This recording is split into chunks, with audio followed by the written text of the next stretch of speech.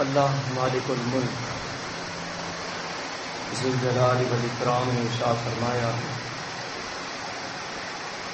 شہر رمضان الذی انزل فیہ القرآن ھدی للناس وبینات من الھدی والفرقان۔ رمضان ہی کا وہ مہینہ ہے جس میں اللہ رب العالمین نے قرآن مجید کا نزول کیا، جس میں لوگوں کے لیے رہنمائی موجود ہے اور اس میں حق و باطل میں امتیاز پیدا کرنے والے واضح دلائل موجود ہیں۔ رمضان کا مبارک مہینہ، بابرکت مہینہ اب چند دنوں کا مہمان ہے۔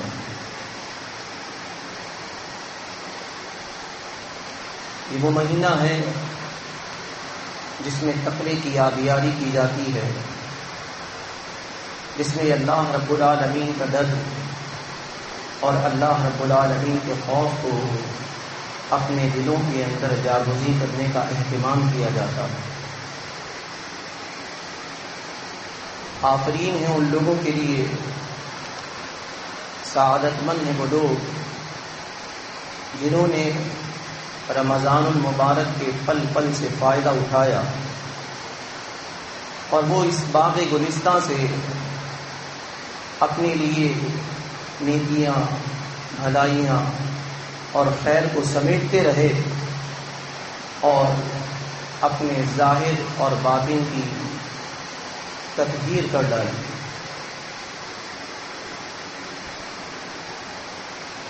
یہ روزہ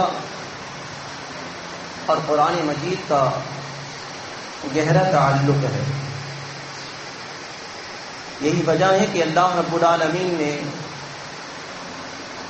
سال کے جو 11 مہینے ہیں ان سے ایک علیحدہ مہینہ مختص کیا جس میں اللہ رب العالمین نے اپنے کلام کو نازل کرنے کا اہتمام کیا۔ یہ مہینہ 11 مہینوں سے مختلف ہے اور اس مہینے کے اندر بھی اللہ رب العالمین نے ایک ایسی رات کا انتخاب کیا جو رمضان کی باقی تمام راتوں سے علیحدہ ہے۔ یہ اللہ رب العالمین کے کلام کی عظمت ہے، اس کی شان ہے، اس کی قدر و منزلت ہے۔ آفرین ہیں ان والدین پر کہ جنہوں نے اپنے بچوں کو اس بات کے لیے آمادہ کیا کہ وہ بار امانت جسے اللہ رب العالمین نے پہاڑ پر نازل کرنا چاہا، لیکن وہ اس کے خوف سے، اس کے ڈر سے ریزہ ریزہ ہونے کا اس نے اندیشہ بتایا۔ اور یہی نہیں، جب اللہ رب العالمین نے اس بار امانت کو آسمان اور زمین پر نازل کرنا چاہا تو انہوں نے بھی اس کے خوف سے اس کا انکار کر دیا۔ لیکن اللہ رب العالمین نے یہ فوقیت انسان کو دی اور انسان میں بھی ان لوگوں کو چنا جن لوگوں نے اللہ رب العالمین کے لیے اپنے آپ کو علیحدہ کرنے کا عزم کیا۔ تو آفرین ہیں ان والدین پر، سعادت مند ہیں وہ لوگ جنہوں نے اپنے بچوں کو اس بات پر آمادہ کیا کہ وہ اللہ رب العالمین کے کلام کو اپنے سینوں کے اندر محفوظ کر سکے۔ نہ صرف محفوظ کر سکے بلکہ اللہ رب العالمین جب یہ دن دے تو اس میں وہ محنت اور مشقت اور دلچسپی کا مظاہرہ کرتے ہوئے اللہ رب العالمین کے کلام کو سنانے والے اور اللہ رب العالمین کے کلام کا پیغام پہنچانے والے بن جائیں۔ آج اللہ رب العالمین نے ان لوگوں کو چند لوگوں کے اندر ممتاز کیا، انہیں ممیز کیا، انہیں علیحدہ کیا، اور قیامت کا دن ہوگا اور اللہ رب العالمین کا دربار لگا ہوگا۔ اور اللہ کے رسول صلی اللہ علیہ وسلم نے جو فضیلت صاحب قرآن کے لیے بتائی ہے، ابو داؤد اور ترمذی میں حسن صحیح حدیث، یقال لصاحب القرآن، صاحب قرآن سے یہ کہا جائے گا اقرأ وارتقی ورتل کما کنت ترتل فی الدنیا، پڑھتا جا، چڑھتا جا، بالکل اسی طرح تو جس دنیا کے اندر جس طرح ترتیل کے ساتھ اللہ رب العالمین کے کلام کو پڑھا کرتا تھا، تیری منزل آخری وہاں ہوگی جہاں تو اپنی اس آیت کا اختتام کرے گا۔ اندازہ لگائیے، وہ اتنی بڑی خلقت کے سامنے اللہ رب العالمین ان لوگوں کو ممتاز کرے گا اور ان کی منزل کیا منزل ہوگی۔ تو ہم میں سے ہر ایک والدین کو یہ چاہیے کہ وہ اس کا اہتمام کریں، اور اللہ رب العالمین کے کلام سے اپنے تعلق کو مضبوط کرنے کا ایک بہترین طریقہ یہ ہے کہ اپنے اولاد کو حافظ قرآن بنائیے، اپنے اولاد کو عالم دین بنائیے، اور اللہ رب العالمین کے کلام اور اللہ کے رسول صلی اللہ علیہ وسلم کی احادیث مبارکہ سے ان لوگوں کو روشناس کرائیے تاکہ وہ لوگ اللہ رب العالمین کے دین کا صحیح طور سے کام ادا کر سکیں۔ بہرحال 3 راتیں گزر چکی ہیں جو عظمت والی رات ہیں، جو لیلۃ القدر ہے، اس کے بارے میں اللہ رب العالمین نے قرآن مجید فرقان حمید میں ایک سورت کا نزول کیا۔ بسم اللہ الرحمن الرحیم، انا انزلناہ فی لیلۃ القدر وما ادراک ما لیلۃ القدر لیلۃ القدر خیر من الف شہر۔ اور ہم نے اس قرآن مجید کو عظمت والی رات میں نازل کیا، اور تم کیا جانو کہ عظمت والی رات کیا ہے؟ عظمت والی رات 1000 مہینوں سے بہتر ہے۔ لیلۃ القدر خیر من الف شہر تنزل الملائکۃ والروح فیہا بإذن ربہم من کل امر۔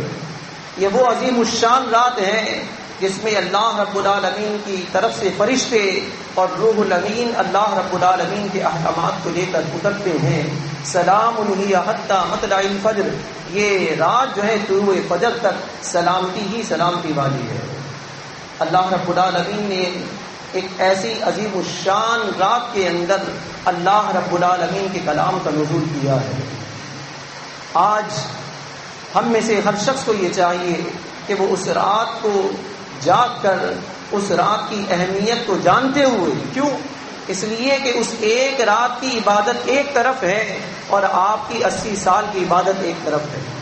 اگر ایک رات ہمیں مل جاتی ہے تو اس کے کیا کہنے، یہ سمجھتے ہوئے کہ آئندہ رمضان المبارک ہمیں میسر آئے گا یا نہیں آئے گا، کیونکہ کتنے ہی ایسے ساتھی ہیں جو گزشتہ سال ہمارے ساتھ موجود تھے، آج وہ ہم میں موجود نہیں ہیں۔ لہٰذا ہم میں سے ہر شخص کو یہ چاہیے کہ وہ لیلۃ القدر کو جاگنے کا اہتمام کرے، جس طرح کہ اللہ کے رسول صلی اللہ علیہ وسلم صحیح بخاری میں ہے، اذا دخل العشر، جب یہ عشرہ آتا یعنی 21ویں رات سے اللہ کے رسول صلی اللہ علیہ وسلم احیا لیلہ وایقظ اہلہ اور شد میزرہ، اللہ کے رسول صلی اللہ علیہ وسلم اپنی کمر کس لیا کرتے تھے، کس لیے؟ عبادت کے لیے، مستعدی کے ساتھ اللہ رب العالمین سے لو لگانا، اللہ رب العالمین کے ذکر کے اندر اللہ رب العالمین کی بڑائی اور کبریائی بیان کرنے کے لیے اللہ کے رسول صلی اللہ علیہ وسلم مستعد ہو جایا کرتے تھے۔ آپ ان راتوں کے اندر جاگا کرتے تھے، خود بھی جاگتے تھے اور اپنے اہل و عیال کو بھی جگایا کرتے تھے۔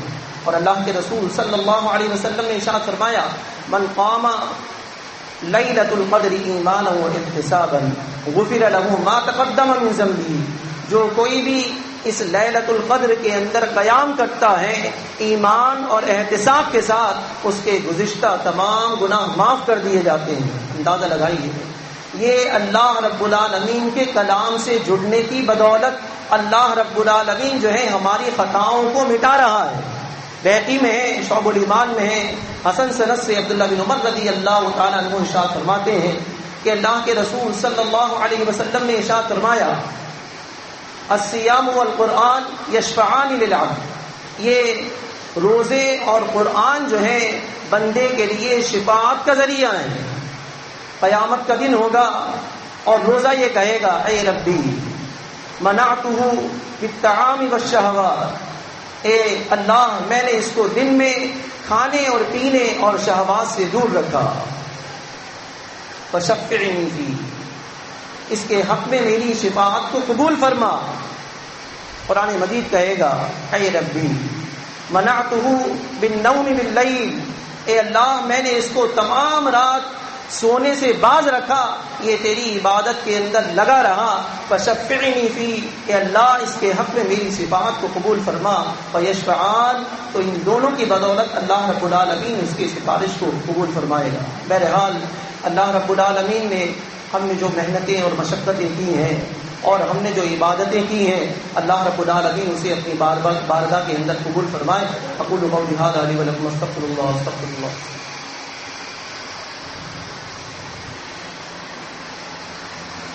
الحمد لله إن الحمد لله نحمده ونستعينه ونستغفره ونعوذ بالله من شرور أنفسنا ومن سيئات أعمالنا من يهده الله فلا مضل له ومن يضلله فلا هادي له وأشهد أن لا إله إلا الله وحده لا شريك له وأشهد أن محمدا عبده ورسوله اللهم صل على محمد وعلى آل محمد كما صليت على إبراهيم وعلى آل إبراهيم إنك حميد مجيد أما بعد فإن خير الحديث كتاب الله وخير الهدي هدي محمد صلى الله عليه وسلم وشر الأمور محدثاتها وكل محدثة بدعة وكل بدعة ضلالة وكل ضلالة في النار۔ اللہ رب العالمین نے ارشاد فرمایا وَلِتُكَبِّرُوا اللَّهَ عَلَى مَا هَدَاكُمْ وَلَعَلَّكُمْ تَشْكُرُونَ، اور تم اللہ رب العالمین کی بڑائی، اس کی کبریائی، اس کی عظمت بیان کرو، جو اللہ رب العالمین نے تمہیں جو ہدایت بخشی ہے اس کے شکر کے لیے تم اللہ رب العالمین کی بڑائی اور اس کی کبریائی، اس کی عظمت بیان کرو۔ اللہ کے رسول صلی اللہ علیہ وسلم نے ارشاد فرمایا، صحیح بخاری میں ہے، شہران لا ينقصان شہر عیدا رمضان وذو الحجہ، دو مہینے کبھی ناقص نہیں ہوتے اور وہ دونوں مہینے عید کے مہینے ہیں، ایک رمضان اور ایک ذو الحجہ۔ یعنی رمضان کا جو مہینہ ہے یہ اصل میں عید کا مہینہ ہے، یعنی اللہ کے رسول صلی اللہ علیہ وسلم نے اسے عید کا لقب دے کر گویا کہ عید الفطر کے لیے پیش خیمہ کر دیا، کیونکہ ہم یہ دیکھتے ہیں کہ رمضان المبارک میں جو گہما گہمی ہوتی ہے، اللہ رب العالمین کے گھر کے اندر جس طرح ہم دیکھتے ہیں کہ لوگ غول کے غول آتے ہیں اور اللہ رب العالمین کے گھروں کو آباد کرتے ہیں، قیام اللیل کے اندر جو گہما گہمی ہوتی ہے، سحری کے وقت میں جو بیدار ہونا ہوتا ہے، روزے کے اختتام پر جو مسرت اور انبساط کا معاملہ ہوتا ہے، یہ ہم دیکھتے ہیں کہ یہ اس گویا کہ ایک عید کا سما پیش کر رہا ہوتا ہے، اور یہ تمام تر خوشیوں کی تکمیل اللہ رب العالمین نے ایک بڑے دن کے اندر رکھی ہے جسے ہم عید الفطر کا نام لیتے ہیں۔ اس کے اندر اللہ رب العالمین کی بڑائی، اس کی کبریائی، اس کی تسبیح، اس کی تعلیل، اس کی تقدیس بیان کی جاتی ہے، گویا کہ عید الفطر کے میدان میں اللہ رب العالمین کے توحید کے جو نغمے ہیں وہ بلند کیے جاتے ہیں۔ یہ مہینہ گویا کہ ہماری مزدوری کا مہینہ ہے اور عید کا دن جو ہے ہماری اجرت کے ملنے کا دن ہے۔ اللہ رب العالمین نے یہ مہینہ گویا کہ ہم میں سے ہر شخص کے لیے عید کا دن جو دیا ہے وہ ایسا ہے کہ گویا کہ وہ ہمارے اندر ایک قسم کا انقلاب پیدا کرے گا۔ کیوں؟ اس لیے کہ ہم نے سارے مہینے ہم محنت اور مشقت کرتے رہے کہ ہمارے اندر وہ تبدیلی پیدا ہو جائے، وہ تقوی پیدا ہو جائے جو اصل میں اللہ رب العالمین کو مقصود ہے۔ جب وہ دن آتا ہے تو اس دن اصل میں ایک امتحان ہے، اس دن یہ معلوم ہوتا ہے کہ ہاں کہ کس نے صحیح طور سے اللہ رب العالمین کے خوف کو، اللہ کے تقوی کو اپنے دل کے اندر جاگزیں کیا ہے، اور کون ایسا ہے جو صرف اپنے آپ کو باندھا رکھا۔ اس دن یہ معلوم ہوتا ہے کہ کون ہے جو نمازوں کا صحیح طور سے اہتمام کر رہا ہے، کون ہے جو غریبوں کے ساتھ انکساری اور ہمدردی اور ایثار کے ساتھ پیش آتا ہے. گویا کہ یہ دن ہمیں یہ بتاتا ہے کہ واقعتاً ہم نے رمضان المبارک میں کتنی محنت کی ہے. یہی وجہ ہے کہ اللہ کے رسول صلی اللہ علیہ وسلم نے اس دن کی خیر و برکت سمیٹنے کے لیے صرف مردوں کے لیے ہی نہیں کہا بلکہ ساتھ ساتھ خواتین کو بھی لانے کا حکم دیا. صحیح بخاری میں ہے حضرت ام عطیہ رضی اللہ تعالی عنہا ارشاد فرماتی ہیں امرنا ان نخرج فنخرج الحید والعواتق وذوات القدور.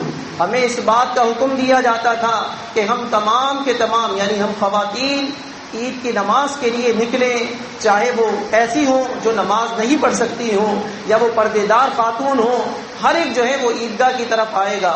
فَأَمَّا الْحُيِّدَ فَيَشْهَدْنَ جَمَاعَةَ الْمُسْلِمِينَ وَدَعْوَتَهُمْ وَيَعْتَزِلْنَ مُصَلَّاهُمْ.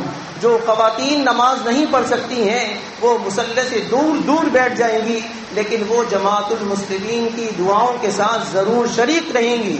یعنی اللہ رب العالمین مردوں کے ساتھ ساتھ خواتین کو بھی اس اجر سے محروم نہیں کرنا چاہتا. لیکن آج ہم دیکھتے ہیں کہ اس معاشرے کے اندر اللہ کے رسول صلی اللہ علیہ وسلم نے جس بات کا حکم دیا تھا اس میں کہاں تک عمل کیا جاتا ہے.